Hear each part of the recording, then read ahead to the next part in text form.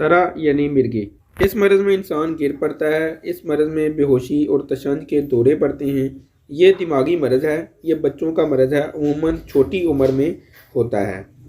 इसकी अलामात में अचानक गिर पड़ना, जिस्म का अकड़ जाना, बेहोश हो जाना, झटके लगना, मुंह से झाग निकलना, पेशाब पखाना खारिज हो जाना, आँखों के डेले घूम जाना इसकी अलामात हैं।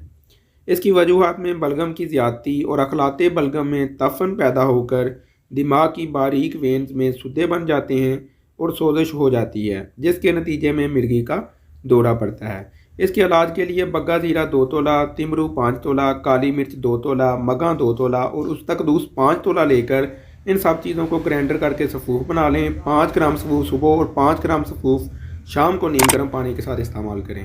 ये रतूबत का मरज़ है, इसलिए रतूबत पैदा करने वाली ग़िज़ाओं से परहेज़ और मुहर्रक ग़िज़ाओं यानी खुशक गर्म ग़िज़ाएँ इस्तेमाल करवाएँ।